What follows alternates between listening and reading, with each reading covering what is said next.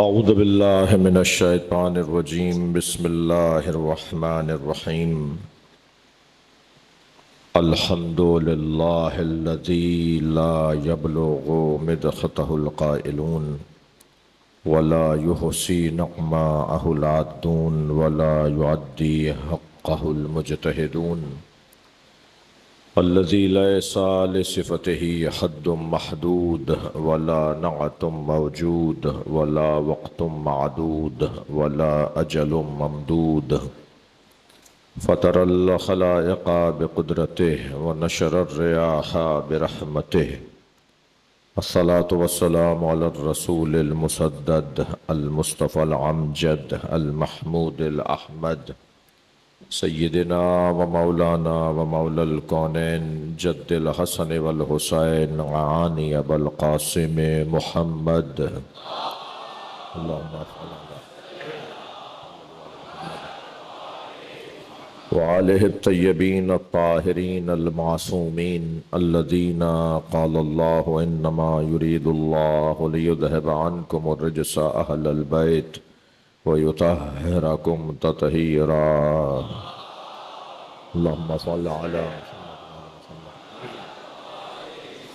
ولعنة الله على أعدائهم أجمعين من يوم عداوتهم إلى قيام يوم الدين أما بعد قال الحكيم في قرآن الكريم بسم الله الرحمن الرحيم يا أيها الذين آمنوا اتقوا الله حق تقاته ولا تموتن إلا وأنتم مسلمون واعتصموا بحبل الله جميعا ولا تفرقوا واذكروا نعمة الله عليكم إذ كنتم أعداء فألف بين قلوبكم فأصبحتم بنعمته إخوانا وكنتم على شفا حفرة من النار فأنقذكم منها كذلك يبين الله لكم آياته لعلكم تهتدون صلوات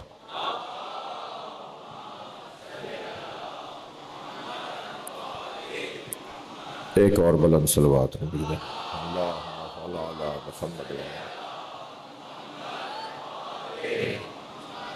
اس سے بھی بلند صلوات اللہم صل علی محمد وعلی محمد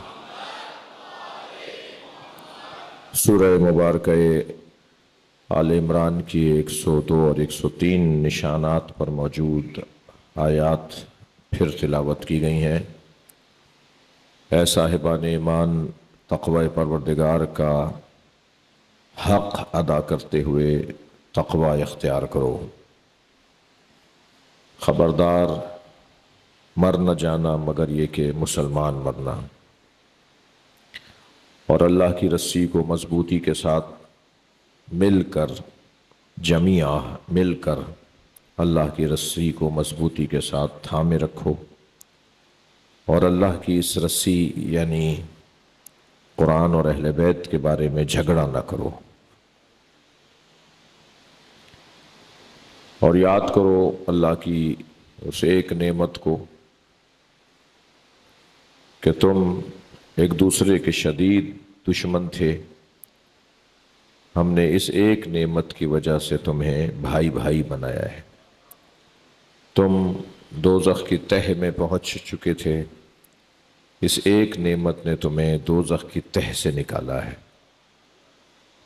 اور اللہ ایسے ہی اپنی آیات کو بیان کرتا ہے شاید کہ تمہیں ہدایت مل جائے۔ جہاں جہاں بھی لعلکم تفلحون، لعلکم تتقون، لعلکم تہتدون، جہاں جہاں قرآن مجید میں لعلکم کے ساتھ شاید کہ تقوی اختیار کر لو، شاید کہ ہدایت پا جاؤ، شاید کہ کامیاب ہو جاؤ، یہ جو الفاظ قرآن مجید میں آئے ہیں، یہ شاید کہ کہہ کر اللہ ہمارے اختیار کا اعلان بھی کر رہا ہے کہ تم صاحب اختیار ہو، میرا کام تمہیں ہدایت دینا ہے، ماننا یا نہ ماننا یہ تمہارا کام ہے، میں تمہیں رہنمائی کروں گا، انا ہدیناہ السبیل، ہمارا کام یہ ہے کہ ہم تمہیں رستہ دکھائیں، اما شاکرم و اما کفورا، اب یہ تمہاری مرضی ہے کہ تم شکریہ ادا کرتے ہوئے کہ یا اللہ تو نے ہمیں رستہ دکھا دیا، تم اس راستے پہ چلو جو راستہ ہم نے تمہیں دکھایا ہے، یا تمہاری مرضی ہے کہ تم کفور یعنی کفر کرو اور انکار کرو اور بغاوت کرو اور ہماری بات کو نہ مانو۔ یہ جو اختیار کی میں بات کر رہا ہوں نا، یہ اختیار کا مطلب یہ نہیں ہے کہ یہ کرو گے تو ابھی ٹھیک ہو، یہ بھی کرو گے تو ابھی ٹھیک ہو، یہ والا اختیار نہیں ہے۔ ہاں، یہ والا اختیار نہیں ہے۔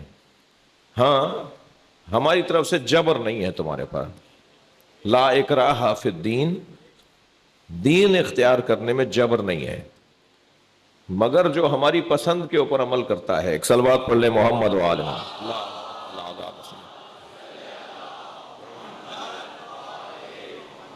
جو ہماری پسند پر عمل کرتا ہے، آمنا و عامل صالحا، جو ہماری پسند پر عمل کرتا ہے نظریاتی طور پر بھی اور عملی طور پر بھی، یعنی سوچ اور فکر میں بھی جو میری بات کو، اللہ کی بات کو مانتا ہے، اور جو عملی طور پر بھی اللہ کی بات کو مانتا ہے، رضی اللہ تعالی عنہ ورضوا عنہ، اللہ ان سے راضی ہے اور وہ اللہ سے راضی ہے۔ جو میری بات کے اوپر اعلیٰ درجے کی روحانیت، کیفیت، خضوع اور دل کی کیفیت سے میری بات پر عمل کرتے ہیں،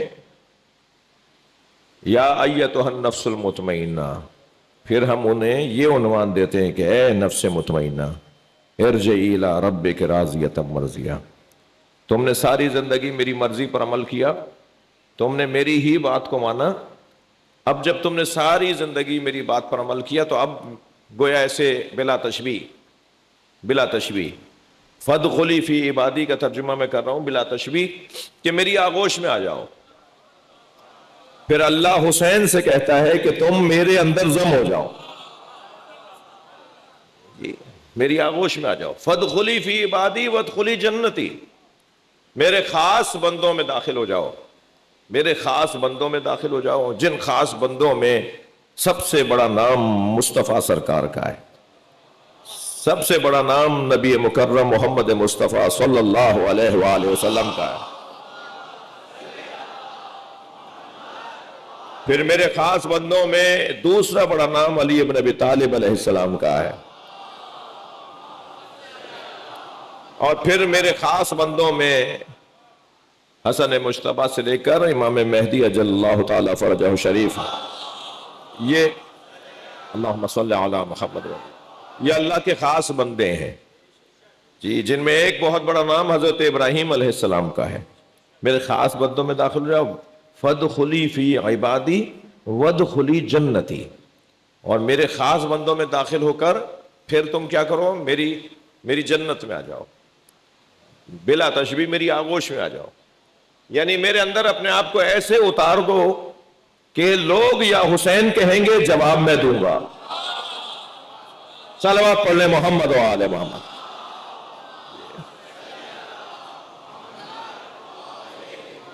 بھائی آپ ناراض تو نہیں ہیں مجھ سے؟ یا اللہ کہنے والوں کے لیے لازمی نہیں ہے کہ وہ یا رسول اللہ کہیں جی، اللہ کو ماننے والا لازم نہیں ہے کہ وہ رسول اللہ کا بھی مانے، مگر رسول اللہ کو ماننے والا لازم ہے کہ وہ اللہ کو مانے گا جی۔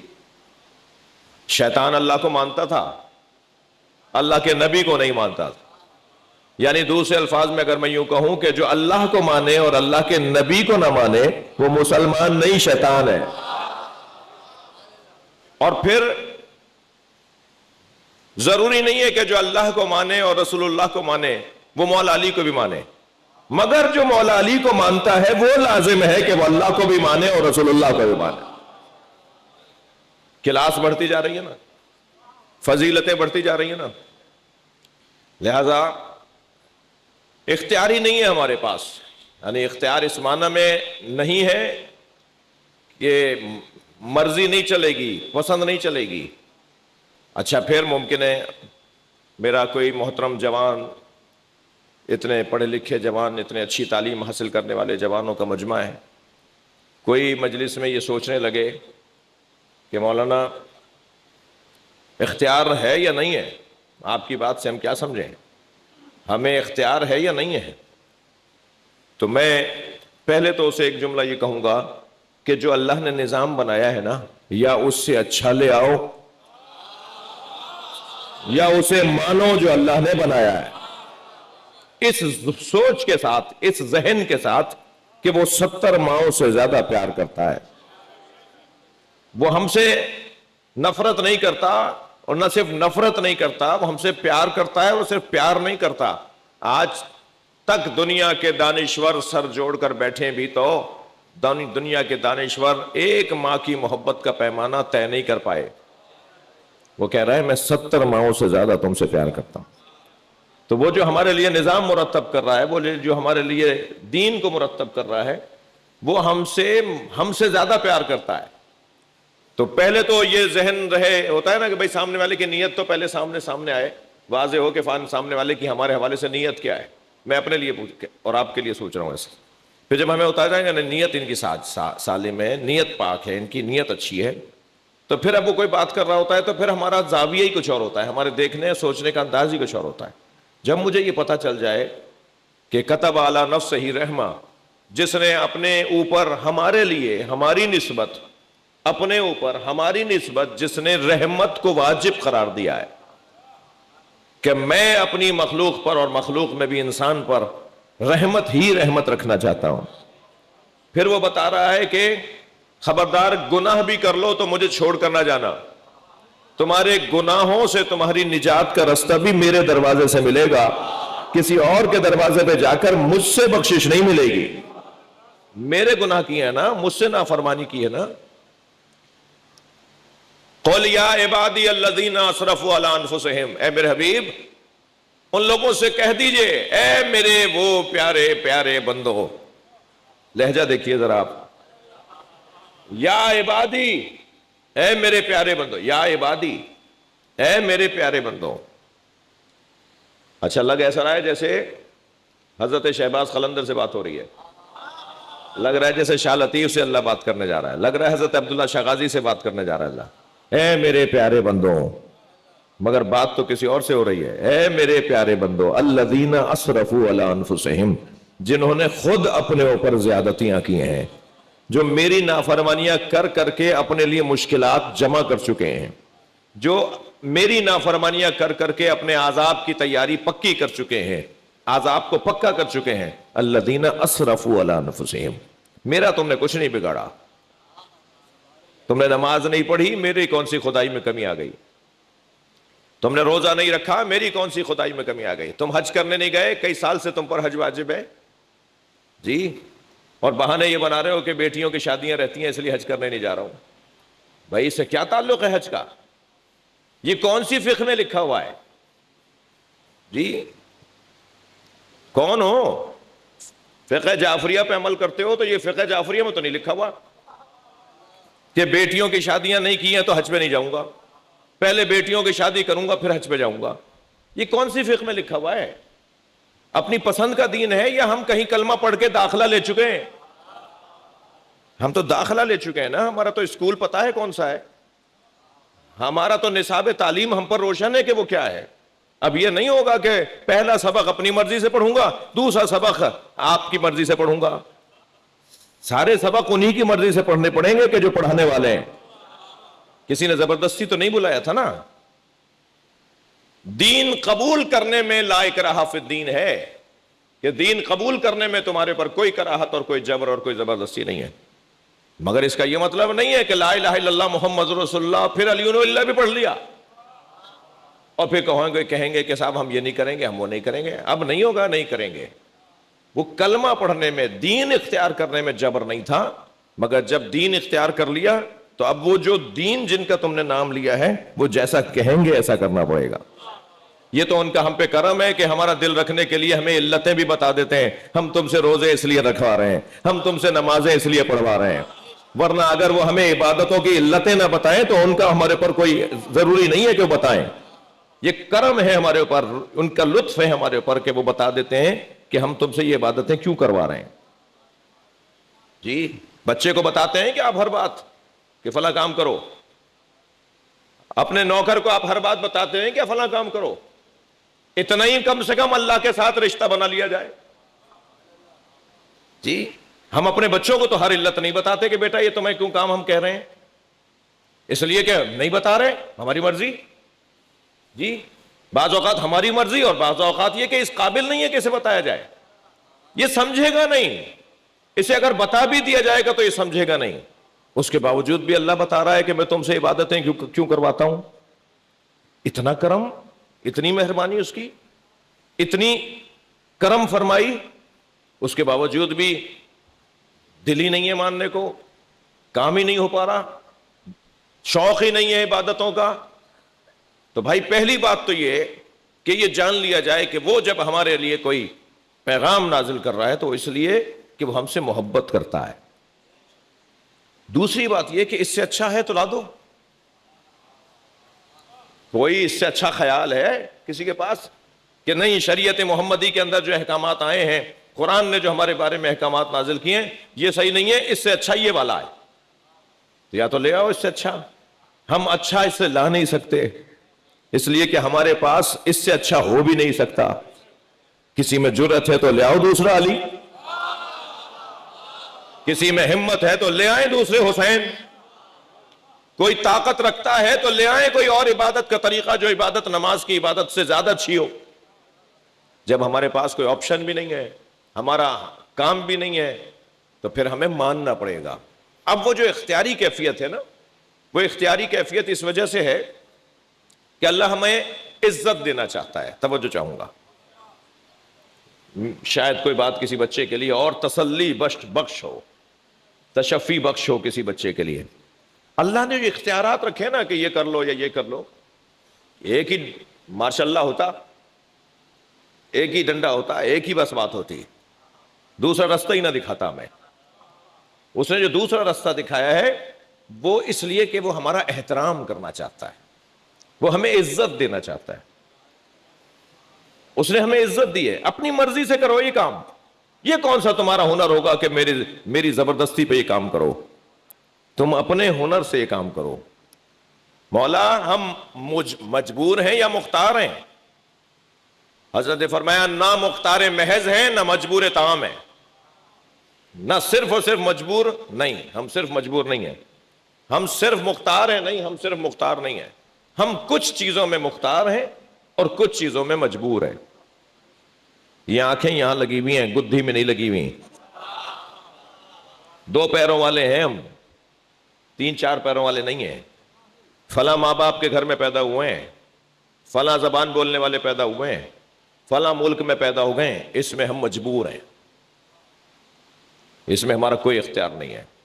اللہ نے بھیجا ہے اس کے اندر، اللہ نے طے کیا ہے کہ ہمیں فلاں والدین کے گھر میں خلق کرے. لیکن یہ جو 2 پیر اللہ نے دیے ہیں نا، 4 نہیں دیے، 2 دیے پیر ہمیں اس نے 2 دیے، اس میں مجبور ہیں، مگر یہ پیر کہاں چل کے جائیں اور کہاں نہ چل کے جائیں اس میں اختیار ہے. صلوات پڑھ لے ذرا محمد و آل محمد.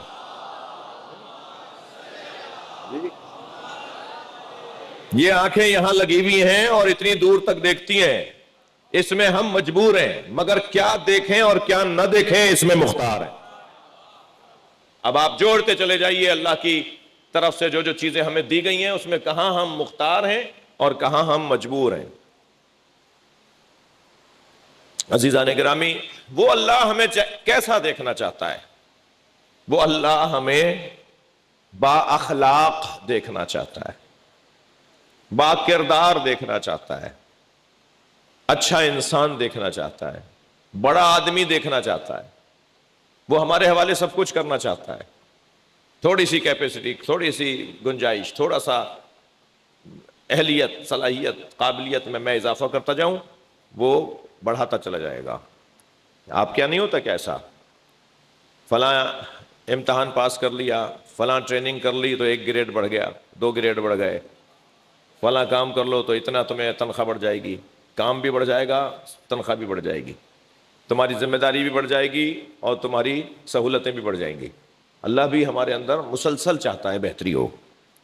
یہ جو مسلسل بہتری ہے نا، یہ انسان سے انسان کامل کا سفر ہے اور انسان کامل سے انسان اکمل سے جڑنے کا سفر ہے. انسان کون ہے، انسان کامل کون ہے اور انسان اکمل کون ہے، اور پھر انسان اکمل سے اونچا کوئی نہیں ہے. جی وہ انسان، یعنی میں اپنے آپ کو اپنے اوپر رکھ رکھ کر بات کروں گا، اور سب سے پہلے اپنے لیے ہی بات کر رہا ہوں. میں اپنے آپ کو تولوں ٹٹولوں، ذرا اپنا تجزیہ کروں کہ میں انسان بھی ہوں یا نہیں. ناراض نہ ہوئیے گا، اگر اللہ نے یہ والا لہجہ نہ اپنایا ہوتا نا قرآن میں، تو میں بولتا تو توہین ہوتی. توہین نہیں کر رہا میں، قرآن کی آیات کی تفسیر بیان کرنے کی کوشش ہو رہی ہے. اللہ نے کہا ہے کچھ لوگ ہیں جو انسان نظر آتے ہیں مگر انسان ہوتے نہیں ہیں. ان کی آنکھیں ہیں دیکھتے نہیں ہیں، دل ہیں سمجھتے نہیں ہیں، کان ہیں سنتے نہیں ہیں. پھر اللہ نے کہا اولئک کالانعام، یہ جانور ہیں. پھر فوراً ہی خود ہی کہا بل ہم اضل، جانوروں سے بھی پستر ہے. تو ہر گھومتے پھرتے کو، ہر دو پیروں والے کو، ہر ہمارے حلیے والے کو اللہ انسان نہیں مانتا. انسان کون ہے؟ میرے بچوں جوانوں آپ سے بات کر رہا ہوں. انسان کم سے کم کسوٹی، آمادہ ہے بات کروں؟ اب سب بسم اللہ نہیں کہہ رہے، کیا کروں؟ صلوات پڑھ لیں بلند تر.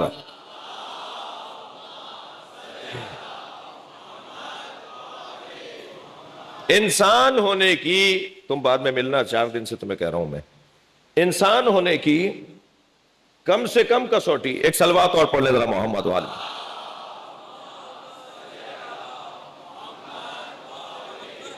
کم سے کم انسان ہونے کی کسوٹی یہ ہے، خفا تو نہیں ہے آپ؟ کم سے کم انسان ہونے کی کسوٹی یہ ہے کہ میرا ضمیر زندہ ہے یا نہیں. اگر گناہوں پر اندر سے مذمت کی آواز آتی ہو، اور اگر اچھائیوں پر اندر سے شاباش کی آواز آتی ہو، تو سمجھے انسان ہے.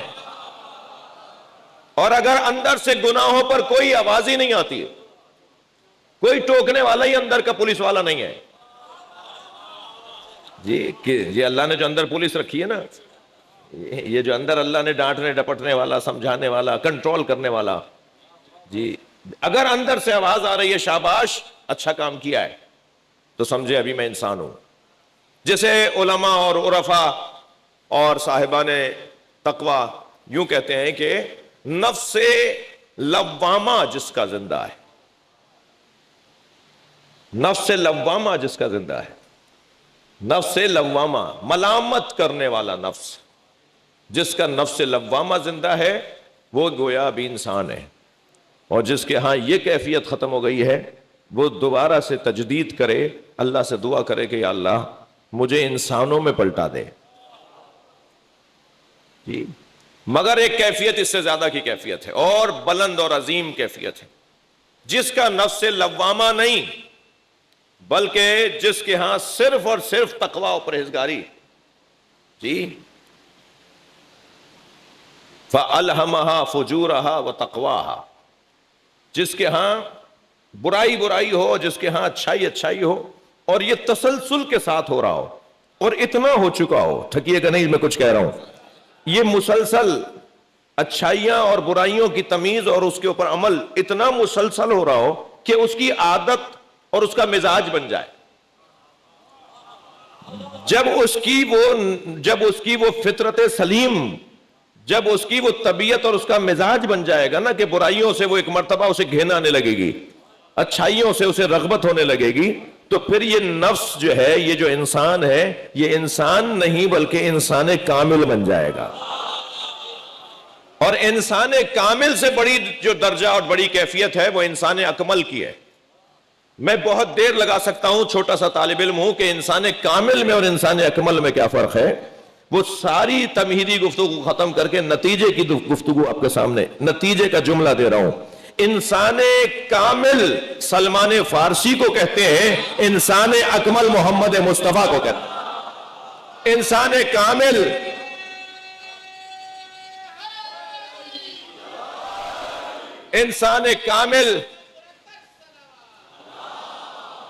انسان کامل مالک اشتر کو کہتے ہیں، اور انسان اکمل حیدر کرار کو کہتے ہیں. کربلا کے میدان میں 72 انسان کامل تھے، ایک حسین انسان اکمل تھا. صلوات پڑھ لیں محمد و آل محمد.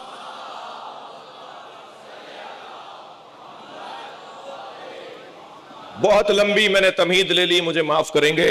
یہ کیسے انسان کوئی بنے گا اور یا انسان رہ پائے گا یا انسان سے انسان کامل کا سفر کیسے کرے گا، اس کے لیے انتہائی لازمی پہلا اولا اعلی پہلے درجے کا جو عمل ہے وہ ہے اخلاقیات کی بہتری. خلق، اخلاق کی بہتری.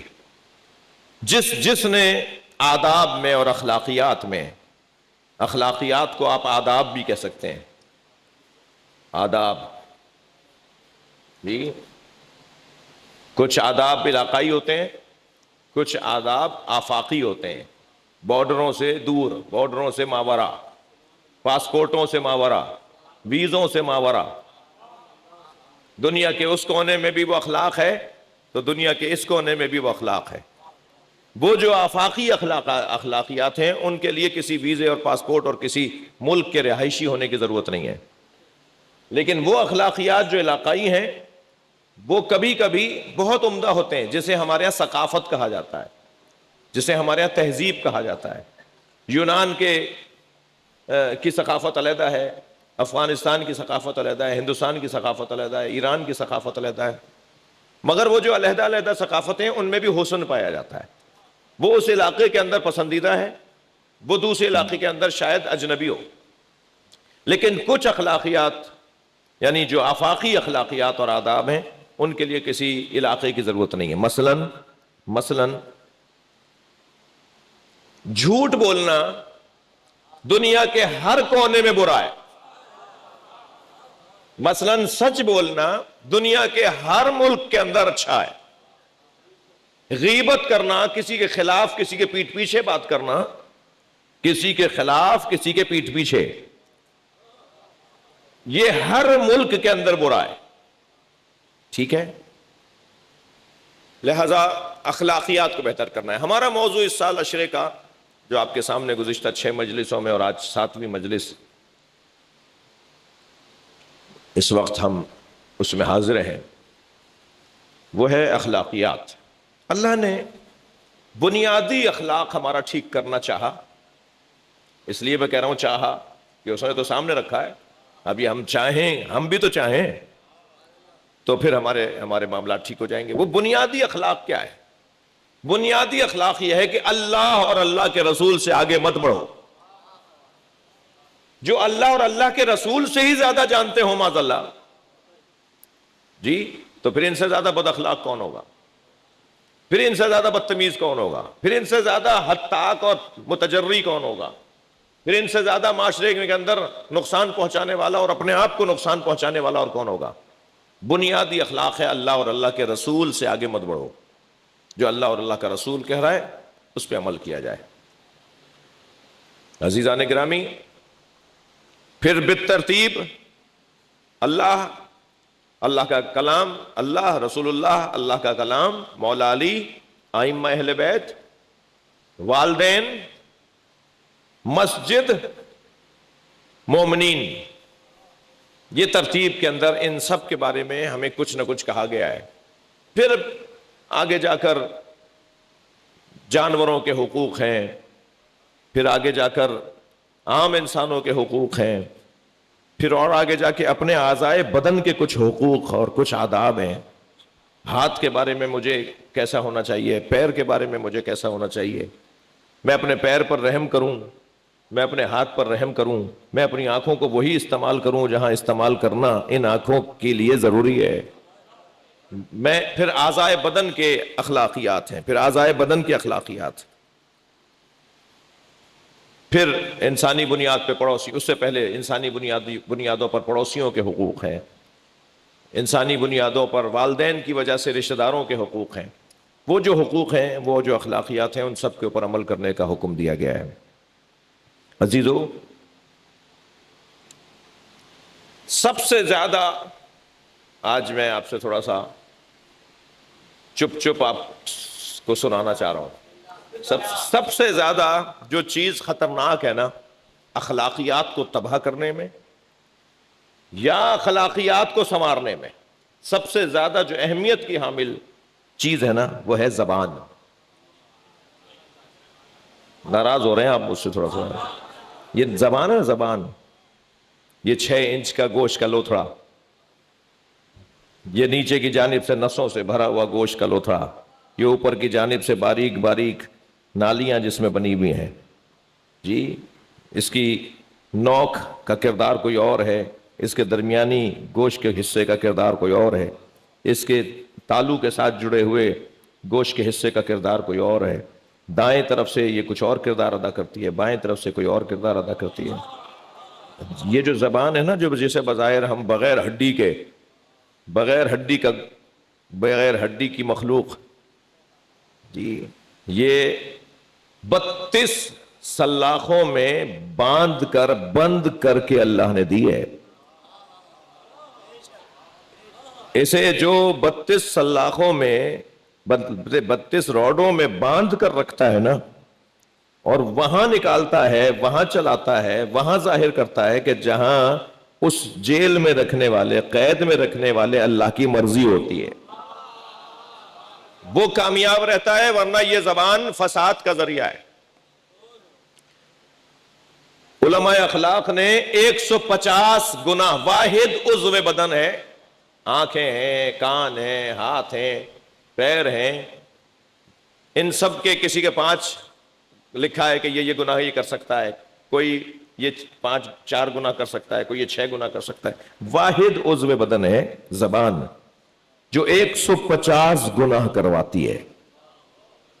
کثرت سے گناہ جو معاشرے میں ہو رہے ہیں نا، وہ زبان کی وجہ سے ہو رہے ہیں۔ اب تو بھائی 7 محرم ہو گئی، اب تو آپ پاس چارہ ہی نہیں ہے کہ مجلس سنیں گے ہی آپ تو ہمیں، اب تو آپ مجھ پر کرم فرمائیں کہ آپ سن ہی لیں مجھے آپ جی۔ اللہ ان باتوں پر مجھے پہلے عمل کرنے کی توفیق عطا فرمائے۔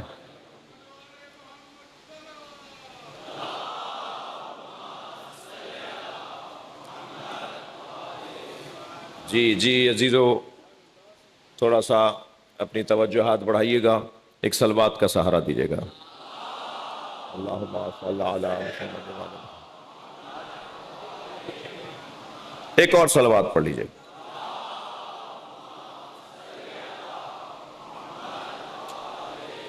ایک اور بلند صلوات پڑھ لیجیے۔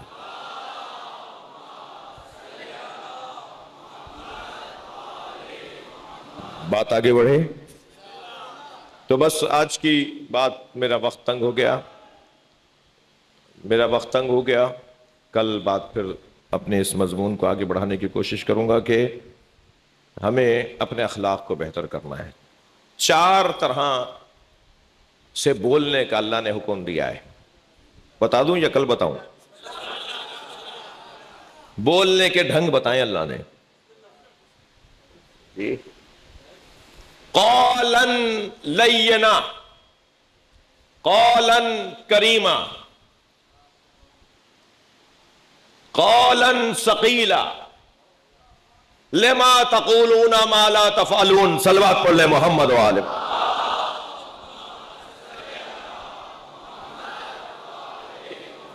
4 طرح کے اللہ نے بولنے کے ڈھنگ عطا کیے ہیں جی، یعنی جس نے زبان دی ہے اس نے طریقہ بھی بتایا کہ بولنا کیسے ہے، وہ آزاد نہیں چھڑانا ہے، اس نے رہنمائی کی ہے۔ جب اس نے ایک دفعہ قرآن میں کہہ دیا کہ رستہ میں دکھاؤں گا، رہنمائی میں کروں گا، تو ہر چیز میں وہ رہنمائی کرے گا، تو اس نے بولنے کے طریقے بتائے ہمیں۔ قولا لینا، تمہارے جو الفاظ ہو نا، اب میں پھر اللہ کا شکر ایک دفعہ ادا کروں کہ اکثریت جوانوں کی ہے جو مجلس سن رہی ہے جی۔ آپ کو تو مجھ سے زیادہ پتا ہے، پاکستان میں اس وقت جس سن و سال کے لوگوں کی اکثریت ہے وہ نوجوان ہیں۔ دنیا کے چند ہی ملک ہیں جن میں سے ایک پاکستان ہے جہاں کی عوامی جو تعداد ہے ان میں اکثریت جوان ہے، 60% پاکستان میں جوان ہے۔ بہت بڑی بات ہے یہ تو اب میں کچھ کہوں گا تو آپ کہیں گے سیاسی بات کر گئے، یہ تو ہمارے ملک کے حکمرانوں کی نااہلی ہے، ورنہ اگر یہ تعداد جو جوانوں کی پاکستان میں ہے کسی اور ملک میں ہوتی ہے نا تو یہ سپر پاور ہوتا، دنیاوی اعتبار سے بھی الہی اعتبار سے۔ ان سے تو اپنی بجلی نہیں سنبھل رہی، ان سے تو پانی نہیں پلایا جا رہا لوگوں کو، یہاں تو تعلیم کا نظام بگڑا ہوا ہے، یہاں تو صحت کے معاملات خراب ہیں. خفا ہیں آپ؟ اتنی بڑی طاقت ہے اس وقت پاکستان کے پاس. دنیا میں چند ہی ممالک ہیں جن میں سے ایک پاکستان ہے جہاں اکثریت جوانوں کی ہے. ظاہر ہے جب سب جگہ جوان زیادہ ہیں تو مجلس میں بھی تو زیادہ آئیں گے. صلوات پڑھ لیں ذرا محمد و آل محمد. تو میں ان جوانوں سے ایک جملہ کہنا چاہ رہا ہوں، اور وہ ایک جملہ میرا یہ ہے کہ یہ 4 دستور جو قرآن مجید نے دیے ہیں نا، ان 4 دستورات کے مطابق زبان چلائیں ہم. معاف کیجئے گا میں نے محاورہ ہی بول دیا، زبان چلانے کے لیے میں نے اس پر آیا ہوں یار. یہ زبان چلانے سکھانے کے لیے نہیں آیا ہوں، زبان چلانی نہیں ہے. 4 طریقے اللہ نے بتائے کہ زبان کیسے ہلے، زبان کیسے استعمال میں لائے، زبان کو کیسے استعمال میں لاؤ گے. ان میں سے اب آپ کا کام ہے تحقیق کریں، میں ہر ایک کے اوپر مثالیں نہیں دے پاؤں گا، وقت تنگ ہو گیا ہے. قول لین، میٹھا لہجہ. ارے بھائی کیا ضروری ہے کہ ہمیشہ تڑاک سا جواب دینا ہے؟ ہمیشہ الجھ کر ہی بات کرنی ہے؟ کبھی مسکرا کے بھی بول لیا کرو. ایسا لگ رہا ہے ان کے چھٹا جہاز ڈوب گیا ہے، ہر بات الجھی، ہر جملہ ان کا لڑا لڑا، ہر بات میں ان کا موضوع لڑائی کا ہوتا ہے، اور لگتا ہے کہ اب بس کچھ دیر میں لڑائی شروع ہونے والی ہے. قول لین، جی میٹھا لہجہ، پیارا لہجہ، اچھا لہجہ. بہت اچھا کہتے ہیں اس محاورے میں کہ بھائی گڑ نہ دو، گڑ جیسی بات تو کرو. صلوات پڑھ لے ذرا محمد و آل محمد. اللہم صلی علی محمد و آل محمد. قول کریم، کرامت ہو اس کے اندر، بڑائی دکھاؤ اس کے اندر، بڑاپن دکھاؤ اس کے اندر. قول کریم سے مراد کرامت، بڑائی، بزرگی.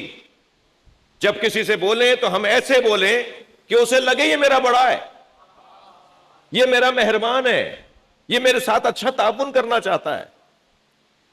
قول ثقیل، جو بات کریں مضبوط بات کریں، ہلکی بات نہیں ہونی چاہیے، سنی سنائی بات نہیں ہونی چاہیے، میسج آیا اسے آگے نہیں بڑھانا چاہیے.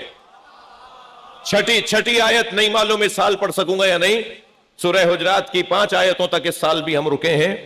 چھٹی آیت کا پیغام ہی یہ ہے کہ اگر تمہارے پاس کوئی خبر لے کر آئے تو ہر خبر کو آگے مت بڑھایا کرو، بلکہ دیکھا کرو کہ وہ لانے والا کتنا معتبر ہے. بھئی اگر تھکے نہیں بیٹھے تو جملہ کہہ رہا ہوں، ہم اخباروں کی سرخیوں سے نظریہ نہیں بناتے، ہم قرآن، نہج البلاغہ اور صحیفہ سجادیہ سے نظریہ بناتے ہیں.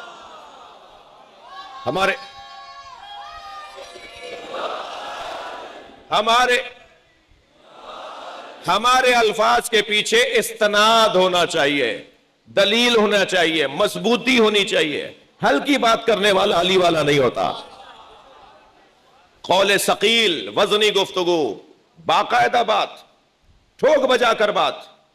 اور خاص طور پر میں ان بچوں جوانوں سے کہہ رہا ہوں، خاص طور پر جس بات میں 1% بھی شبہ ہو کہ اس سے فساد پھیل سکتا ہے، اس سے لڑائی ہو سکتی ہے، اس سے غلط فہمی پھیل سکتی ہے، اس سے دوریاں ہو سکتی ہیں، اس سے نفرتیں پھیل سکتی ہیں، 1% بھی امکان اس سے اگر ہو، کیونکہ وہ جو 1% ہے نا، وہ ضرر ہے، اور ضرر اگر غالب ہو،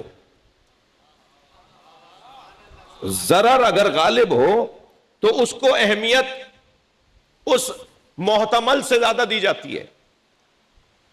1% ہے مگر بھائی مسئلہ بڑا سنجیدہ ہے، خون بہ سکتا ہے، نفرتیں ہو سکتی ہیں، بھائی بھائیوں میں لڑائی ہو سکتی ہے، میاں بیوی کی طلاق ہو سکتی ہے، بچے ماں باپ کے ہوتے ہوئے یتیم ہو سکتے ہیں. جب ماں باپ علیحدہ ہوں گے طلاقیں ہوں گی، جب خلا ہوگی اور طلاقیں ہوں گی تو ایک بچہ اس کے ساتھ ہے تو دوسرا بچہ اس کے ساتھ ہے، وہ باپ سے محروم تو وہ ماں سے محروم، ماں باپ زندہ ہیں اور بچہ یتیم ہے. ایک جملے کی وجہ سے، میرے ایک جملے کو ادھر سے ادھر، تھوڑا سا میں 10 بستہ اپنی بہنوں کو ذرا توجہ دلانا چاہوں گا. مجلس جو خواتین سن رہی ہیں ان سے ذرا میری توجہ، میں چاہتا ہوں توجہ بڑھائیں. خدا کے واسطے یہ نند بھاؤجوں کا جھگڑا یہ ساس اور بہو کا جھگڑا، یہ دیورانی جٹھانی کے علاقائی اور خاندانی پرانے دیرینہ دشمنیاں، ان کو نکالتے وقت یہ بھی سوچ لیا کریں کہ بچوں پہ کیا اثر پڑ رہا ہے، گھر پر کتنا نقصان پہنچے گا اس کا۔ ضروری نہیں ہے کہ انہوں نے کیا ہے تو میں جواب نہیں دوں گی تو میں تو چھوٹی پڑ جاؤں گی، وہ میری دیورانی ہے، میں تو جٹھانی ہوں، اور دیورانی کی بات کو اگر جٹھانی جواب نہ دے تو پھر جٹھانی کہاں رہی؟ ارے بھائی تم جٹھانی بعد میں ہو، انسان پہلے ہو۔ تم دیورانی بعد میں ہو، انسان پہلے ہو۔ کچھ انسانی بھی تقاضے ہیں یا نہیں ہیں؟ لہذا جو بات کریں مضبوط کریں۔ اب وہ بیچارہ شوہر نامدار تھکا ماندہ گھر پہنچا ہے، اور یہ انہوں نے کوٹلی بنائی ہوئی ہے کہ یہ بھی بتاؤں گی اور وہ بھی بتاؤں گی۔ جی اچھا، آپ بھی کوئی رضی اللہ تعالیٰ عنہ نہیں ہے نا؟ مردوں کا حال بھی، صلوات پڑھے ذرا محمد وال۔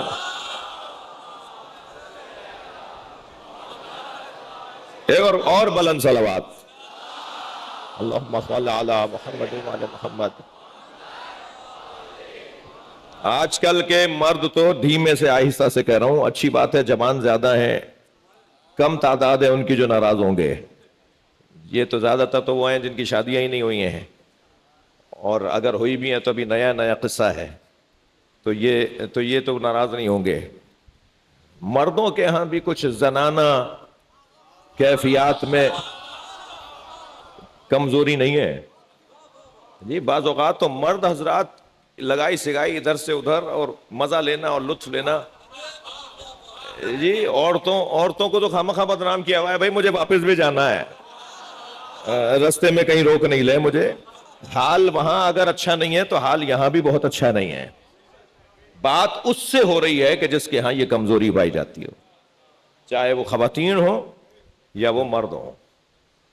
4 طرح کے بولنے کے طریقے اللہ نے بتا دیے، قول ثقیل ہو، اور پھر چوتھا کیا طریقہ ہے؟ لما تقولون ما لا تفعلون، وہ بات بولتے کیوں ہو جس پہ عمل نہیں کرتے ہو۔ صلوات پڑھ لیں ذرا محمد و آل محمد۔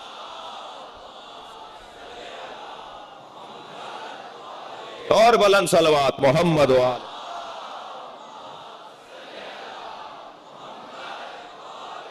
اللہ مجھے، آپ کو، ہم سب کو ان باتوں پہ عمل کی توفیق عطا فرمائے۔ اس دعا کی قبولیت کے لیے صلوات۔ اللہم صلی علی محمد و آل محمد۔ 7 محرم ہے، مضبوط ترین گفتگو کرنے والوں کے ایام شہادت ہے۔ آج تہذیب عزائے ہندوستان بر صغیر کی تہذیب کے مطابق آج اس شہزادے کا ماتم ہے۔ ماتمیان تیاری کریں کہ جس کے بدن کے ٹکڑے ٹکڑے، جس کے بدن کے اعضاء جب امام حسین نے دیکھے نا تو امام نے مرثیہ پڑھا۔ عزیزو، یوں تو امام حسین نے کربلا میں 92 لاشیں اٹھائے ہیں، 72 تو وہ ہیں نا، کیا یہ ہمیں بار بار بتانا پڑے گا؟ 72 تو وہ ہیں جو اول سے آخر تک امام کے ساتھ رہے۔ جو شب عاشور لوگ آئے نا وہ 72 سے زیادہ ہیں، یعنی ٹوٹل تعداد جو گنج شہیدہ میں، اللہ آپ کو کربلا لے جائے، جب آپ کربلا جائیں نا تو گنج شہیدہ پہ جو نام شہیدوں کے لکھے نا 132 ہیں۔ وہ ہم پھر 72 کیوں کہتے ہیں؟ لو مولانا، ہم تو بچپن سے سنتے آ رہے تھے 72، آج مولانا نے 72 سے کہا جی 132۔ تو بھائی 72 وہ ہیں جو حسین مولا کے ساتھ مدینے سے چلے، مکے میں رہے، کربلا میں آ کے شہید ہو گئے، لیکن جو شب عاشور آئے، جو صبح عاشور آئے، ان کی مجموعی تعداد ملا کر 132 ہے۔ حسین مولا نے 92 لاشیں اٹھائیں۔ آپ کی آوازیں بلند ہو رہی ہیں، میرے رونے والوں سے سوال ہے، یہ دن کتنا بڑا تھا؟ ایسا لگتا ہے جیسے اللہ نے حسین کو اختیار دیا تھا، جب تک تم نہیں چاہو گے سورج نہیں ڈوبے گا، تم اپنا امتحان مکمل کرو۔ کبھی سوچیں نا، میرے ایک عزیز کل اس موضوع پر مجھ سے بات کر رہے تھے کہ ایک لاشے کو اٹھا کر گنج شہیدہ میں لا کے رکھنا، پھر دوسرے لاشے کو لے کر آنا، پھر تیسرے لاشے کو لے کر آنا، پھر اسے گنج شہیدہ میں رکھنا، آپ ذرا ٹائم وقت تو جوڑیے۔ تو ایسا لگتا ہے جیسے اللہ نے حسین کی خاطر دن کو حسین کے اختیار میں دے دیا تھا، جب حسین تم چاہو گے تب آؤ گے، تم اپنا امتحان پورا کرو۔ اور حسین لاشوں پہ لاشیں اٹھا رہے ہیں، رو رہے ہیں نا آپ، حتیٰ غلاموں کے لاشیں بھی خود حسین نے اٹھائے، کسی اور کو لاشا اٹھانے نہیں دیتے تھے۔ مگر عزادارو، 4 لاشوں پہ حسین بہت روئے، آنکھوں سے آنسو رکتے نہیں تھے۔ آوازیں بلند ہو رہی ہیں نا آپ کی؟ ایک لاشا جس پر امام حسین بہت روئے ہیں، وہ لاشا جناب قاسم کا لاش ہے۔ اجرکم اللہ، اجرکم اللہ، اللہ آپ کو کسی غم میں نہ رلائے، سوائے غم اہل بیت میں ہمیں رونے رلانے والوں میں قرار دے۔ جب امام حسن کی شہادت ہوئی، جناب قاسم ظاہراً 2 سال کے تھے۔ اس وقت جناب امام حسن مجتبیٰ نے اس وقت ایک تحریر لکھ کر دی تھی جناب ام فروہ بی بی کو، اپنی زوجہ کو، مادر قاسم ابن حسن کو، اور لکھ دیتے ہوئے یہ فرمایا تھا، جب مصیبت کوئی سخت آ پڑے اور تمہارے پاس مسئلے کا حل نظر نہ آ رہا ہو، تب اس خط کو کھول لینا۔ ایک تحریر ہے، سخت ترین پریشانی آئے نا تو پھر اس خط کو کھول لینا۔ امام حسن نے اپنی بیوہ بھاوج کو اور اپنے یتیم بھتیجے کو کبھی کوئی مشکل آنے ہی نہیں دی،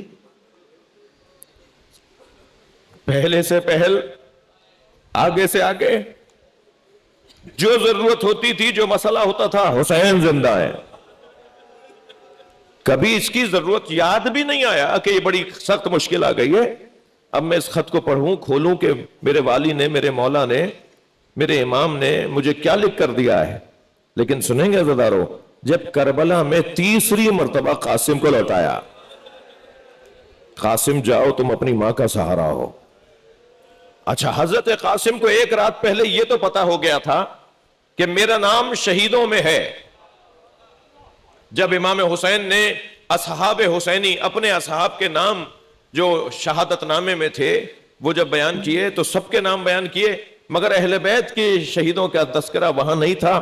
تو حضرت قاسم قریب آئے اور کہنے لگے، فرمانے لگے، چچا جان کیا شہیدوں میں میرا نام بھی ہے؟ تو امام نے ایک مرتبہ چہرے سے پیر تک دیکھا اور فرمایا، قاسم تمہارے نزدیک موت کیسی ہے؟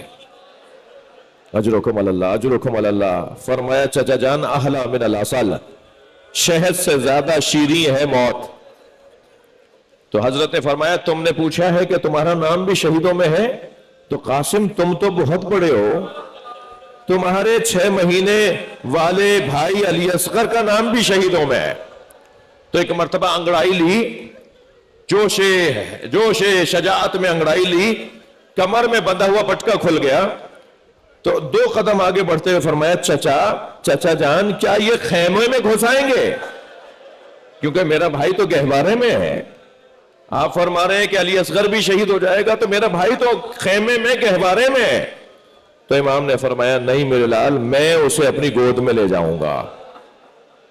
تو ایک رات پہلے تو جناب قاسم کو علم ہے کہ کیا ہونے والا ہے کل، لیکن اب جب کل 3 مرتبہ امام حسین نے لوٹایا نا، قاسم تم اپنی ماں کا سہارا ہو، واپس چلے جاؤ، تو اب خیمے میں آئے، اماں چچا جان مجھے جانے نہیں دے رہے۔ تو ایک مرتبہ بی بی کے ذہن میں خیال آیا کہ میرے مولا نے مجھ سے کہا تھا جب مشکل وقت آئے تو اس خط کو پڑھ لینا۔ تو جب اس خط کو صندوق سے نکالا اور اسے دیکھا تو وہ خط حسین مولا کے نام لکھا ہوا خط تھا، جو جناب ام فروہ لے گئیں جناب امام حسین کے سامنے۔ امام نے اپنے بھائی کی تحریر کو دیکھا، آنکھوں سے لگایا سینے سے لگایا, آنکھوں میں آنسو بھر لائے. اور سنیں گے عزیزانو, جو مقتل کے مستند جملے ہیں نا, یہ خط پڑھنے کے بعد جناب قاسم کو گلے سے لگایا, اور پہلی مرتبہ عاشور کے دن پہلی مرتبہ حسین ایسے روئے, اجرکم اللہ, ایسے روئے کہ جتنا ماحول تھا سب گریہ کر رہا تھا, اور اتنا روئے ہیں کہ قاسم اور حسین زمین پر گر گئے. اجرکم اللہ, اجرکم اللہ. اس خط میں لکھا ہوا تھا, بھائی حسین, جو علماء نے بزرگوں نے پڑھا اور لکھا, بھائی حسین, کربلا میں تمہاری مدد کے لیے نہیں ہوں گا, میری جانب سے میرے بچے قاسم کو قبول کر لینا. اب ایک مرتبہ امام حسین نے آواز دی, عباس, علی اکبر, آؤ قاسم کو تیار کریں, میرا لال میدان کربلا میں جا رہا ہے. جو جہاں بیٹھا ہے وہ اپنی آوازوں کو آزاد کریں گے. 7 محرم کی مجلس ہے, مجھے نہیں معلوم آئندہ سال ہماری قسمتوں میں کیا لکھا ہوا ہے. اور عزادارو آپ آمادہ ہیں نا رونے کے لیے؟ حضرت قاسم کو سب مل کر ایسے سجا رہے تھے جیسے دولہا کے سہرا باندھا جاتا ہے, جیسے دولہا کو سجایا جا رہا ہوتا ہے. امامے کے پیچ لگائے جا رہے ہیں, سر پہ امامہ باندھا جا رہا ہے, کمر میں پٹکا کسا جا رہا ہے, پیروں میں نالے اور تسمے باندھے جا رہے ہیں. حضرت قاسم کو حضرت علی اکبر, حضرت عباس, مولا حسین اپنے ہاتھوں سے سجا رہے ہیں. عجب نہیں درے خیمہ پہ کھڑی بیویاں دیکھ رہی ہو کہ کیسے سجایا جا رہا ہے, کیسے سنوارا جا رہا ہے. امام حسین نے جو امامہ باندھا نا, اس کا تحت الحنق والا جو ٹکڑا تھا اسے حضرت قاسم کی چہرے پہ نقاب کے طور پہ لگا دیا, یعنی دوسرا حصہ اس کا امامے کی پیچ میں حضرت نے ڈالا تاکہ چہرے پہ نقاب آ جائے. علماء کرام کا کہنا یہ ہے, مقتل نگاروں کا کہنا یہ ہے کہ چہرے پہ نقاب اس لیے لگائی کہ حضرت قاسم کا چہرہ کم سنی کو ظاہر کرتا تھا. آپ کے چہرے سے ظاہر ہوتا تھا یہ کم سن بچہ ہے, اور چہرے کا نور ایسا تھا کہ چاند جیسا ٹکڑا لگتا تھا. ہاں جب کربلا سے یہ قافلہ کوفہ گیا ہے نا, تو کوفے کے بازار میں کچھ لوگ تھے جو سروں کا تماشا دیکھ رہے تھے. سروں کا تماشا دیکھ رہے تھے, تو ان میں سے ایک شخص نے اپنے دوسرے دوستوں کو آواز دی, ذرا ادھر آؤ, ایک اور سر دکھاتا ہوں, ایک اور سر دکھاتا ہوں. وہ سارے لوگ جمع ہوئے نا, تو کہنے لگا دیکھو کفل قتل قمر, چاند جیسا ٹکڑا ہے. مجلس میں خواتین ہیں, مائیں بھی بیٹھی ہوئی ہیں. میں ایک جملہ کہوں, جو دشمن کی نگاہ میں چاند جیسا ہو, وہ ماں کی نگاہ میں کتنا حسین ہوگا, کتنا پیارا ہوگا. اجرکم اللہ, اجرکم اللہ. مجھے جلدی نہیں ہے, جو جہاں بیٹھا ہے, جن کے مذہب میں رونا جائز ہے وہ اپنی آوازوں کو آزاد کریں. جنہیں رونا نہیں آ رہا وہ اللہ سے آنسو مانگیں. عزادارو, یہ جو ایک قطرہ ہے نا آنسو کا, یہ سنت نبی ہے. ہمارے پاس کتابوں کے حوالے موجود ہیں, اہل سنت کی کتابوں کے حوالے موجود ہیں کہ نبی مکرم نے امام حسین کی زندگی میں حسین پہ گریہ کیا ہے. اور ائمہ اہل بیت کسی سے کم نہیں ہے, ہمارے نزدیک سب سے بلند ہیں, سب سے زیادہ اعلیٰ اور اولیٰ ہیں. اور ائمہ اہل بیت نے کہا ہے, جب ہمارے جد کا نام آیا کرے تو ایسے رویا کرو جیسے جوان کی میت پہ مار ہوتی ہے, بے چینی سے, بے کلی سے. اجرکم اللہ, اجرکم اللہ. اللہ آپ کو کسی غم میں نہ لائے. میرے مولا نے حضرت امام حسین نے جناب قاسم کے چہرے پہ نقاب لگائی, گھوڑے پر بچے کو بٹھایا, اور ایسے رخصت کرتے ہوئے چلے ہیں سب کے سب کہ جیسے کسی جوان کو کسی خاص مہم پر روانہ کیا جاتا ہے. حضرت قاسم میدان کربلا میں پہنچے, رجز پڑھا, دشمن کو حملے کی دعوت دی, حملہ ہوا تو جواب دیا. اور حضرت قاسم نے بلا تشبیہ برق کی مانند مختلف دستوں میں خود کو پہنچانا شروع کیا, بلا تشبیہ برق کی طرح, کبھی دائیں کبھی بائیں, کبھی میمنے میں, کبھی میسرے میں, کبھی قلب لشکر میں, اور سروں پہ سر حضرت قاسم دشمن کے اڑا رہے تھے. تو ایک بہت بڑا پہلوان تھا جس کا نام ارزق شامی لکھا ہے, اس کے 3 بیٹے بھی پہلوان تھے. حضرت قاسم نے ایک جگہ آواز دی, کوئی ہے جو پہلوان نما ہو, پہلوانوں کی طرح لڑتا ہو, آئے مجھ سے مقابلہ کرے. تو ایک ایک بیٹا آتا رہا اور حضرت قاسم اس کا سر اتارتے رہے. جب تینوں بیٹے اس کے مر گئے نا, تو جلال میں آیا اور کہنے لگا اس نے میری نسل منقطع کر دی، اور پھر وہ خود بڑھائے حضرت قاسم سے لڑنے کے لیے۔ سنیں گے جیسے مولا کائنات پوتے ہیں نا مولا علی کے، جی مولا علی کے پوتے ہیں نا، حضرت عباس نے سکھایا ہے نا تلوار کیسے چلاتے ہیں۔ ایک مرتبہ علی کے انداز میں حضرت قاسم نے اس بڑے پہلوان کو بھی فنار کر دیا۔ اب جب دشمن نے دیکھا کہ یہ تو کسی کے بھی قابو میں نہیں آتا، یہ کسی سے مارنے میں نہیں آ رہا، یہ کسی کے بھی حملے کا شکار نہیں ہو رہا، تو پھر چاروں سمتوں سے حملے ہوئے۔ کوئی تیر مارتا تھا، کوئی نیزہ مارتا تھا، کوئی بھالا چبھوتا تھا، کوئی پتھر مارتا تھا۔ ایک مرتبہ آواز آئی قاسم تمہارے جوتے کا تسمہ کھل گیا۔ جناب قاسم نے جھک کر دیکھا، سر پر ایک گورز آ کر لگا، زمین کربلا پر آئے یہ جملہ کہتے ہوئے گرے، چچا میری مدد کیجیے گا۔ جب امام حسین نے سنا کہ قاسم مدد کے لیے پکار رہے تو امام ذوالجناح پر بیٹھے اور گھوڑا اس تیزی سے لے کے چلے اور آواز دیتے جا رہے تھے، تم نے میرے بھتیجے کو اکیلا سمجھا ہے، تم نے میرے بھتیجے کو یتیم سمجھا ہے۔ یہ کہہ کر حسین چلے ہیں اس جانب جہاں قاسم گرے ہیں۔ تو سنیں گے عزادارو، مشرق کے گھوڑے مغرب، مغرب کے گھوڑے مشرق، آواز آتی رہی چچا مدد کیجیے گا۔ جب گرد چھٹی، اجرکم اللہ، جب گرد چھٹی نا تو کیا دیکھا، قاسم کا لاشا پامال، بچے کے بدن پہ گھوڑے دوڑ چکے، بیٹھ گئے مرثیہ پڑھتے ہوئے، تیرے چچا پہ بڑا گرا ہے، تم مدد کے لیے پکارے اور تیرا چچا مدد نہ کر پائے، اجرکم اللہ۔ بہت گریہ ہو گیا، بہت گریہ ہو گیا۔ امام نے لاشا کیسے اٹھایا اس کا بیان بہت مشکل ہے۔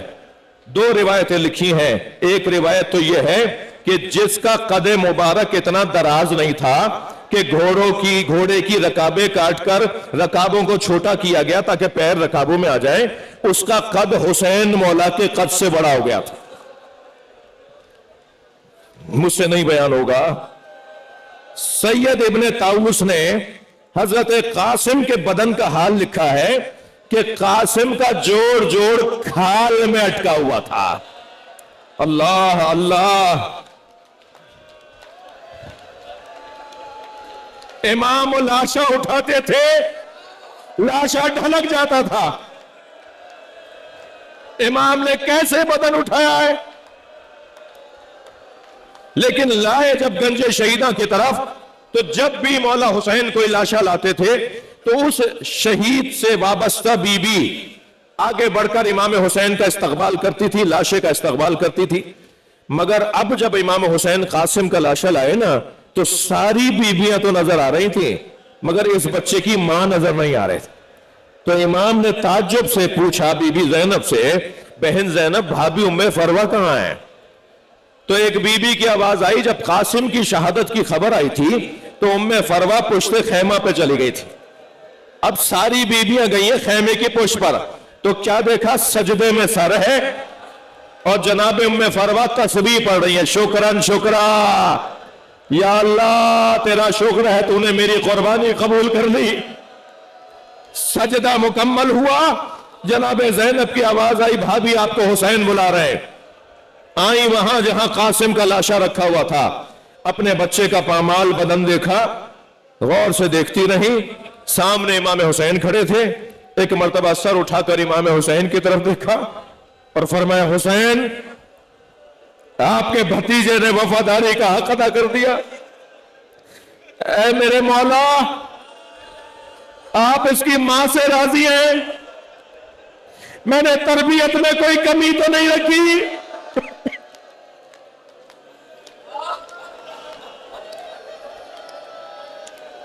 فرمایا، مولا مجھے قاسم کا کرتا دے دیجئے، مجھے یہ خون بھرا کرتا، بس آخری جملے، بہت گریہ ہو گیا، مجھے قاسم کا خون بھرا کرتا دیجئے۔ امام حسین نے نہیں پوچھا بھابی اس کرتے کا کیا کریں گی جو چاک چاک ہو گیا، تار تار ہو گیا، مگر ماں مانگ رہی تھی نا۔ امام حسین نے کچھ ہی دیر بعد جناب قاسم کے لاشے پہ کپڑا ڈالا اور حضرت قاسم کا کرتا ماں کو دے دیا۔ بی بی وہ کرتا خیمے میں لے جا کے اپنی گٹھڑی میں رکھ دیتی ہیں۔ عصر عاشور خیمے لوٹتے ہیں، 11 محرم کو اسیروں کا قافلہ کوفے جاتا ہے، کوفے سے شام جاتا ہے، شام میں زندان میں رہتا ہے، زندان سے جب رہائی ہوتی ہے تو تبرکات واپس آتے ہیں، چادریں واپس آتی ہیں، بالیاں واپس آتی ہیں، زیورات واپس آتے ہیں، بیویوں کی چادریں لباس واپس آتے ہیں۔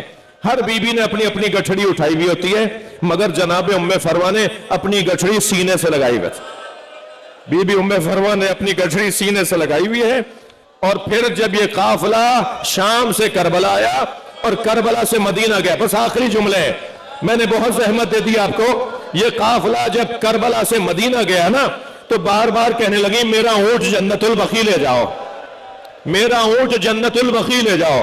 جب جنت البقیع میں اونٹ پہنچا، قبر امام حسن کے برابر میں بیٹھی، گٹھڑی کھولی، خون بھرا کرتا نکالا، امام حسن کی قبر پر پھیلا دیا اور ایک نوحہ پڑھا، اے میرے والی تمہارے بچے کی نشانی لکھ، قاسم نے وفاداری کا حق ادا کر دیا۔